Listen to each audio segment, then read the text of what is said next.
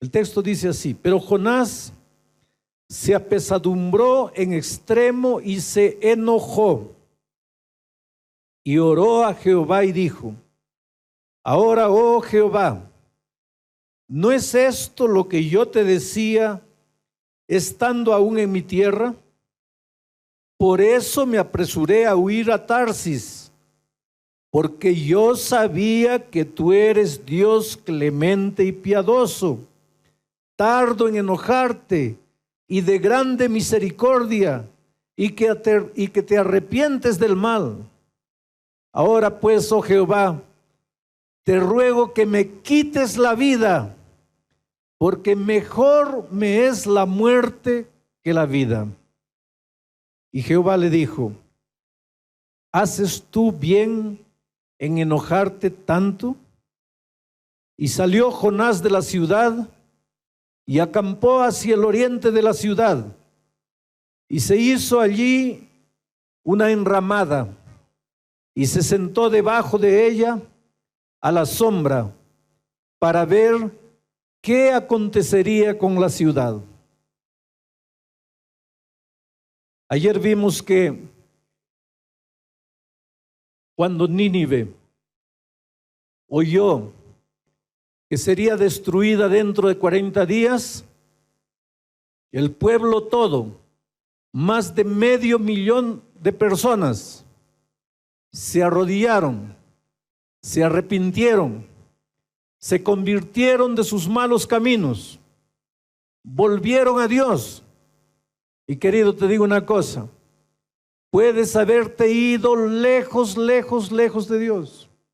Puedes haber caído en lo más profundo del pecado. Puedes haber destruido tu vida. Puedes haber arruinado tus ideales y sueños. Puedes haber vivido la vida más corrupta, más depravada, más perdida que imaginas.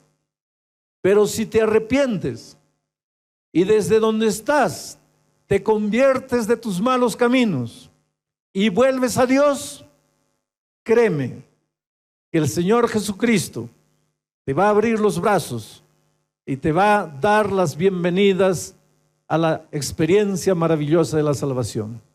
Y fue eso lo que sucedió con Nínive. Y cuando Dios perdonó a Nínive, el texto de esta noche dice que Jonás se apesadumbró y se enojó contra Dios. ¿Por qué se enojó?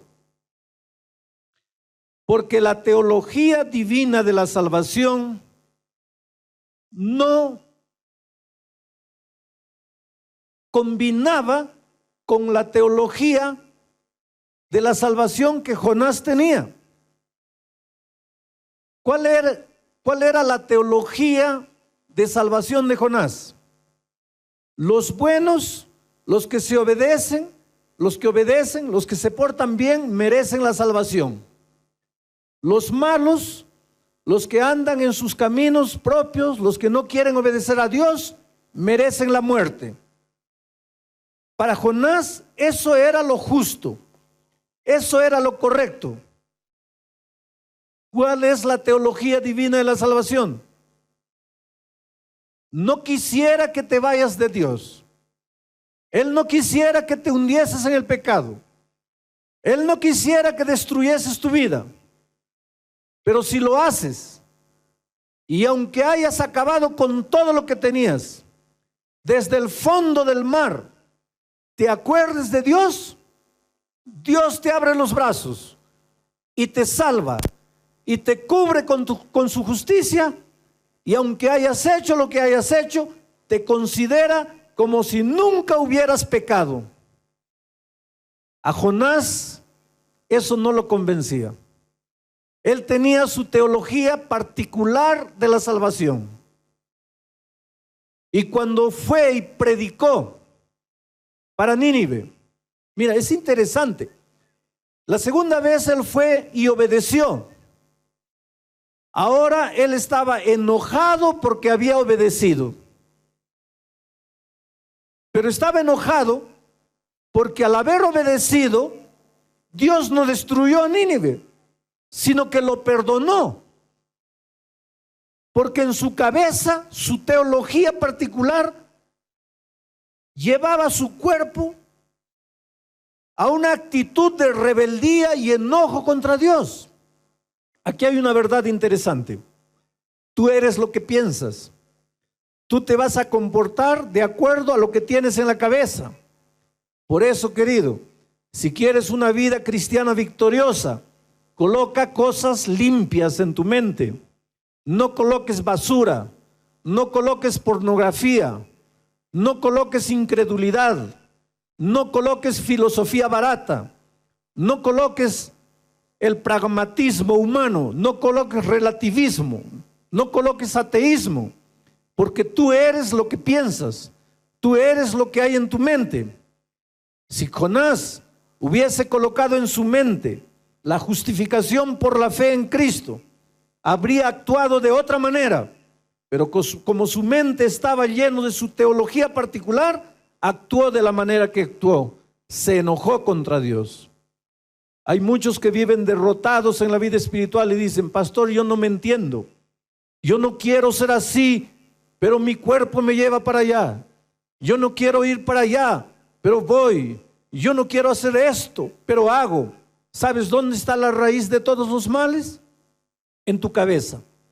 Limpia tu cabeza. Deja de mirar cosas que no debes mirar. Deja de leer cosas que no debes leer.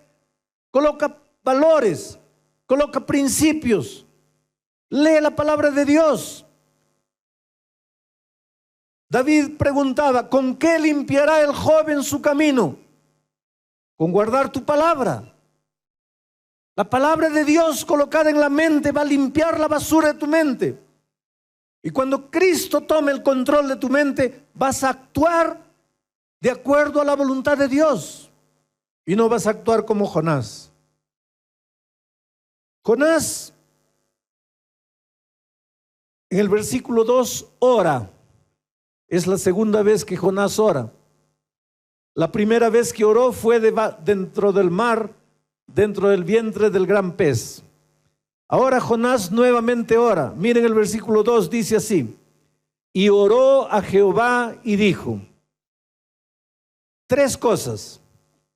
En su oración, Jonás presenta tres cosas. Primero, trata de explicarle a Dios por qué desobedeció. Le dice: ¿sabes por qué la primera vez no te obedecí? ¿Sabes por qué la primera vez yo me fui? Porque yo sabía que tú los ibas a perdonar. Si yo supiese que tú los ibas a destruir, yo te hubiera obedecido. Pero yo sabía que tú no los ibas a destruir. Por eso me escapé. En su oración, lo primero que él hace es tratar de justificar por qué desobedeció. Pero lo que Jonás no sabía es que la desobediencia no necesita ser explicada. La desobediencia solo necesita ser confesada y perdonada. No trates de explicar por qué hiciste lo que hiciste. Simplemente reconoce que eres un pecador, confiesa a Dios, pídele perdón y encontrarás paz para tu corazón. Pero a lo largo de mi ministerio he visto gente que quiere explicar: no, en realidad yo no tuve la culpa, yo no quería, fue la otra persona que me tentó. Es que si no hubiera ido a esa hora, no hubiera hecho eso. Es porque esto, es porque lo otro. Y mientras tú estés tratando de explicar tu pecado, nunca vas a encontrar salida para el mismo. El pecado no necesita ser explicado, necesita ser reconocido, confesado y perdonado por Dios. Pero Jonás no sabía eso. Por eso quería explicarle a Dios por qué desobedecí. La segunda cosa que él hace en esta segunda oración es que le echa la culpa de su desobediencia a Dios. Y ese es el problema con nosotros. Cuando no reconocemos el pecado y cuando en vez de reconocerlo queremos explicarlo, siempre vamos a encontrar un culpable. Y generalmente el culpable no somos nosotros. Nosotros somos los inocentes. El culpable siempre es el otro. Aquí Jonás le echó la culpa a Dios. Le dijo: ¿sabes por qué desobedecí? Porque tú me obligaste a desobedecerte. Porque yo sabía que tú eres grande y misericordioso. Jonás estudiaba el Antiguo Testamento. Jonás estudiaba lo que Moisés había dicho cuando vio a Dios y dijo: qué grande Dios misericordioso. Yo sabía que tú eres misericordioso. Tú me obligaste a desobedecerte. Porque si yo supiese que tú los ibas a destruir, yo no te hubiera desobedecido. Finalmente, el culpable eres tú. ¿Por qué me echas la culpa a mí? Yo soy la víctima. ¿Sabes que esa es la naturaleza humana? Desde que el hombre pecó, Adán y Eva, ¿se acuerdan? Adán, delante de su pecado, dice: no, yo no. La mujer dice: no, yo no. La serpiente. ¿Y quién creó a la serpiente? Dios. En otras palabras, el culpable es Dios. ¿Sabes qué? Mientras tú estés buscando el culpable para tu tragedia, afuera de ti, nunca vas a encontrar la salida. ¿Por qué no tengo empleo? Porque el gobierno tiene la culpa. Porque nadie me quiere. Porque esto. Porque deja de buscar culpables. Si quieres buscar un culpable, mírate adentro, no mires afuera. Siempre estamos tratando de buscar culpables fuera de nosotros y generalmente siempre el culpable es Dios, cuando Dios no tiene la culpa de nada. La tercera cosa que Jonás hace en su oración es que le dice a Dios: ahora pues, oh Jehová, te ruego que me quites la vida. Quiero morir. No quiero más vivir. En la Biblia hay dos grandes hombres que quisieron morir. Uno de ellos fue Elías. Después de haber hecho haber participado de aquel gran milagro cuando los profetas de Baal fueron destruidos, la reina Jezabel comenzó a perseguirlo y él corrió y se escondió en una cueva, y ahí Elías lloró arrodillado y le dijo: Dios mío, quiero morir, no quiero vivir, esta vida no vale la pena vivir, Señor, quiero morir.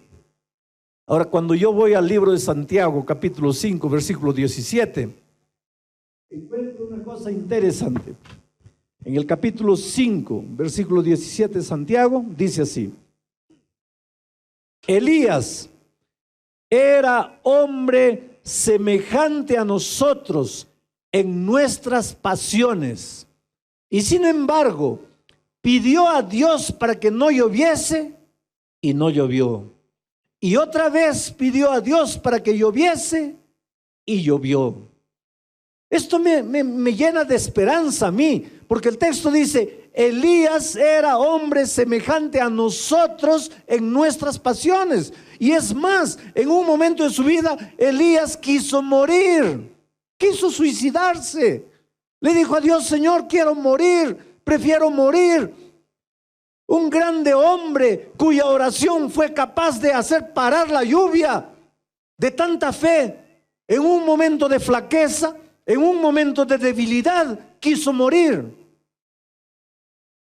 Por eso, querido, si en algún momento maldijiste el nombre de Dios, porque perdiste a un hijo, porque te sucedió algo terrible, si en algún momento blasfemaste contra Dios, si en algún momento de la vida también quisiste morir, no te desesperes. Porque cuando tú llegues al cielo vas a abrazar a Elías. Y si Elías llega al cielo, ¿por qué no vas a llegar tú? Elías nunca murió. ¿Y sabes por qué no murió? Porque Dios un día vino y se lo llevó. de tan bueno que era. Tan bueno, si en un momento de su vida quiso morir, quiere decir que no importa lo que en algún momento de tu vida hagas. No importa que en algún momento de tu vida hasta blasfemes. No importa que en algún momento de tu vida caigas. Lo que cuenta para Dios no es el pasado. Lo que cuenta para Dios es lo que estás viviendo en este momento. No interesa lo que has hecho. No interesa cómo has vivido. Dios no mira para tus flaquezas pasadas. Dios mira para tu actitud presente. Y eso es lo que cuenta para Dios. Y eso es lo que cuenta para tu salvación. Por eso la Biblia dice, hoy es el día de buena nueva. Hoy es el día de salvación. El segundo personaje bíblico que quiere morir es Jonás. Ahora, yo realmente, por más que me esfuerzo, no lo entiendo a Jonás. Porque Jesús quiso morir para salvar a Nínive. Y Jonás quiere morir porque Nínive se salvó. ¿Tú te das cuenta cómo es el amor divino y el miserable y pobre y mezquino amor humano? Mientras Jesús murió para salvar a Nínive, el otro quiere morir porque Nínive se salvó. Por eso yo digo, ay de nosotros si nuestra salvación dependiese de nosotros. Gracias a Dios que quien te va a juzgar es Dios, no es el pobre ser humano. Si yo tuviese que juzgarme a mí con toda seguridad, me condenaría a muerte.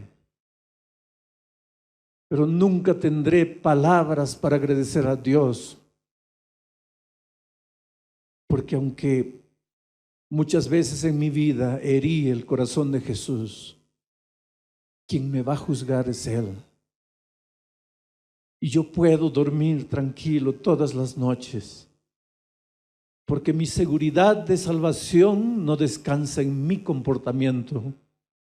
Mi seguridad de salvación descansa en mi querido Señor Jesús, que quiso morir para salvarme. Por eso te digo esta noche que no importa quién seas, tal vez solo en la sala de tu casa, frente al computador, te sientes con la vida destruida, acabada. No hay salvación para ti. Los hombres te condenan, los hombres te juzgan, los hombres no te perdonan. Pero tu salvación no depende de los hombres. Tu salvación depende de Dios. Él te ama. Hayas hecho lo que hayas hecho, hayas vivido como hayas vivido, Él nunca perdió la esperanza contigo. Él te sigue esperando. Lo que pasa es que Él no puede traerte por la fuerza. Él no puede arrastrarte, oh querido. Él puede hacer todo por ti, pero no puede derrumbar la puerta de tu corazón. Él solo dice, he aquí estoy a la puerta de tu corazón y llamo. Si tú me abres la puerta, yo entraré. Cenaré contigo y tú conmigo. ¿Por qué te quedas llorando ahí, sufriendo, pensando que para ti ya no hay esperanza? ¿Sabes quién te dice eso? Es el enemigo. Pero yo te pregunto esta noche, ¿a quién le harás caso? ¿Al diablo que te dice que ya no hay esperanza para ti? ¿O a Jesucristo que te dice, hijo, ven a mí? En esta parte de la historia de Jonás, Jonás se parece al hijo pródigo. En el capítulo 1, Jonás se parece al hijo pródigo que se escapa del padre y se va y se va y se va. En el capítulo 2, Jonás se parece al hijo pródigo que cuando está todo perdido se acuerda del padre y vuelve. Pero en el capítulo 4, Jonás se parece al hermano del hijo pródigo, que se siente enojado porque el hermano se salvó. Se siente triste porque el padre perdonó al hermano. Vuelvo a repetirte, gracias a Dios que tu salvación no depende del hombre, depende únicamente de Dios. Dios le pregunta a Jonás delante del enojo de Jonás. Le dice, ¿haces bien en enojarte tanto? Es interesante que cuando Dios quiere enseñar lecciones, hace preguntas. Adán le preguntó, ¿dónde estás? A Caín le preguntó, ¿dónde está tu hermano? A Saúl, cuando volvió de la guerra, desobedeciendo a Dios, trayendo ganado y al rey ahora prisionero, Dios le preguntó, ¿qué es ese ruido que estoy escuchando? Refiriéndose al ganado que le estaba trayendo. A Isaías le preguntó, ¿a quién enviaré y quién irá por mí? Ahora Jonás le pregunta, ¿haces bien en enojarte tanto? Y Jonás responde la pregunta, pero no responde con palabras, responde con actitudes, con 3 actitudes. La primera actitud, él sale de la ciudad enojado, se va de la ciudad. La orden de Dios había sido, ve a Nínive. Como respuesta a la pregunta de Dios, Jonás sale de Nínive. ¿No era él el profeta? Ahora que todo Nínive se había convertido, ahora ahí Dios tenía su iglesia maravillosa reunida, pero todos estaban recién bautizados, trayendo la historia para nuestros días. Y Jonás era el profeta. ¿No debería haberse quedado en Nínive para instruir a los nuevos creyentes y ayudarlos a crecer en la vida espiritual? Pero él no se queda. Él se escapa nuevamente.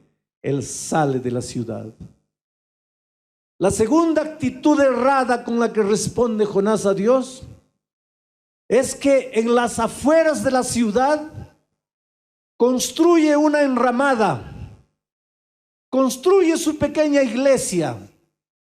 La iglesia de Dios estaba en Nínive. Jonás sale de la iglesia de Dios y construye su iglesia particular, para él solito. Todos ellos están equivocados, solo él tiene razón. Jonás se olvida que Dios no dirige un hombre por aquí, otro hombre por allá, 4 allá, 5 allá. Dios dirige un pueblo unido. Yo te pregunto, ¿formas parte de la nueva iglesia o has construido tu enramada particular y desde allí comienzas a mirar a la iglesia para ver qué es lo que le va a pasar a la iglesia? Interesante cómo Jonás en su ramada particular se queda mirando y contemplando para la ciudad, para ver qué es lo que Dios va a hacer. Esa es la tercera actitud errada de Jonás: observar, mirar de brazos cruzados, criticando, juzgando. ¿Crees que hay error en la iglesia? Cambia las cosas de dentro. Vive el cristianismo verdadero.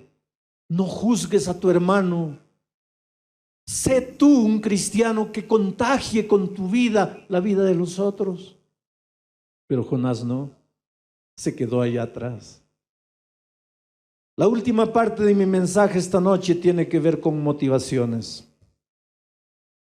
El capítulo 3 termina cuando Jonás predica, y predica desastrosamente, Si Jonás fuese un alumno de homilética, de predicación mío, yo le daría 0. No puede haber predicación más desastrosa que la de Jonás. Su sermón no tiene introducción, su sermón no tiene ilustración, su sermón no tiene llamado. Solamente de aquí a 40 días Nínive será destruido, solo condenación. Ay de los predicadores que en lugar de llevar esperanza y perdón, llevan al púlpito solo condenación. Porque esto es pecado, porque aquello es pecado, porque lo otro es pecado. No te preocupes tanto de predicar lo que es pecado. Preocúpate en predicar lo que salva, lo que redime, lo que transforma. Pero a pesar de la predicación desastrosa de Jonás, todo el pueblo se convierte. Más de 500,000 de convertidos. ¡Qué campaña evangelística extraordinaria! Yo ya les dije anoche, a mí nunca me sucedió eso. Que en una campaña todos los nuevos amigos que vinieron para escuchar la palabra de Dios se convirtiesen. Nunca me sucedió eso. Aparentemente Jonás alcanzó su blanco de bautismos, sobrepasó su blanco de bautismos. Jonás debería pasar para la historia como el más grande evangelista de la historia. Si terminase el libro en el capítulo 3, pero el libro no termina en el capítulo 3. ¿Y sabes por qué Dios permite que se escriba el capítulo 4? Porque a Dios no le interesa mucho lo que se ve. No digo no le interesa lo que se ve, digo no le interesa mucho lo que se ve, lo que alcanzaste, lo que lograste. A Dios le interesa lo que no se ve. O sea, tus motivaciones. ¿Por qué lo hiciste? Y cuando estudiamos las motivaciones de Jonás, nos damos cuenta que él estaba enojado porque sus motivaciones estaban equivocadas. Él predicó, él cumplió, él lo hizo, él obedeció, pero no obedeció con su corazón. Obedeció para que Dios viese que había obedecido, pero la obediencia por fuera a Dios no le interesa mucho. A Dios le interesa la obediencia que nace en tu corazón y que se traduce para afuera. Sabes que el grande problema con nosotros es el corazón. Cuando Cristo te juzgue, no te va a juzgar por lo que las personas ven, por lo que la iglesia ve, por tu ropa bonita, por tu cabello que nunca te cortaste, porque no usaste esto, no usaste aquello, porque no comiste esto, porque no comiste aquello. No digo que eso no le interesa a Dios. Lo que digo es, en primer lugar, Dios te va a juzgar por qué es lo que tenías en tu corazón. ¿Qué es lo que te llevó a hacer lo que hiciste? ¿O qué es lo que te llevó a no hacer lo que hiciste? Hay gente que delante de la vista de todo el mundo es gente maravillosa, pero en lo íntimo de su corazón es gente que tiene motivaciones equivocadas. ¿Cómo entiendes tú la vida de alguien que predica muy bonito y golpea a su esposa en casa? ¿Cómo entiendes tú la vida de alguien que canta muy bonito y es deshonesto? ¿Cómo entiendes tú la vida de alguien que en la iglesia está preocupado en corregirle la vida a todos, pero cuando está solo está metido en el internet en páginas pornográficas? La iglesia le da nota máxima. Las personas lo consideran un santo, pero a Dios no le interesa tanto lo que se ve. A Dios le interesan las motivaciones de tu corazón. Pero lo maravilloso del tema de esta noche es que Dios promete: hijo, si tú me abres tu corazón, yo entro a tu vida, arranco el corazón de piedra que tienes y te doy un corazón de carne. Arranco el corazón malo, egoísta que tienes y te doy un corazón de acuerdo a mi Santo Espíritu. Si te sientes derrotado, si te sientes perdido, si te sientes acabado, si te sientes en problemas, tus problemas comienzan en el corazón. Por eso Jesús dice: dame, hijo mío, tu corazón. Después que me has dado tu corazón, entonces que tus ojos se fijen por mis caminos. Pero hay gente que está desesperada en andar en los caminos de Dios, pero no está preocupada en entregarle el corazón a Dios. Esta noche, en el nombre de Jesucristo, yo quiero que le entregues el corazón a Jesús. Voy a hacer una invitación nuevamente. Esta invitación no es para los que ya están bautizados, porque un día ustedes ya tomaron su decisión. Las personas que se han levantado las 2 noches anteriores tampoco necesitan levantarse, porque ya tomaron su decisión. Esta invitación es para todos aquellos que han decidido bautizarse, entregar el corazón a Jesús, decirle: Señor, quiero pasar por las aguas del bautismo, quiero formar parte de tu pueblo. Tienes que tomar tu decisión mientras hay tiempo, porque yo tengo una historia muy interesante en mis manos. Doña Angélica, hace mucho tiempo conoció la palabra de Dios y la estaba estudiando. Muchas veces le dijo a la hija: hija, deja los caminos equivocados por donde estás andando. Ven, entrégate a Jesús. Pero la hija nunca quiso saber nada de Jesús.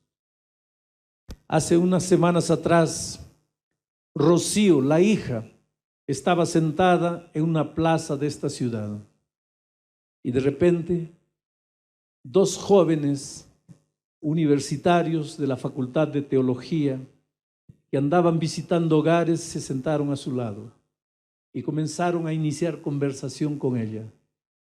Y le hicieron la invitación para venir a estas reuniones.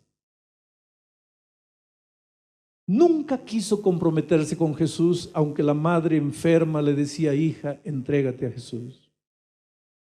La madre todavía no se había bautizado, aunque estaba estudiando la palabra de Dios, y un día sufrió un derrame.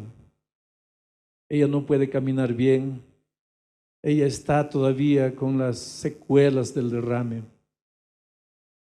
Ella no sabía que la hija Rocío estaba viniendo estas noches aquí.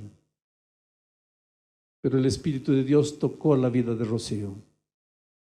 Y Rocío decidió bautizarse.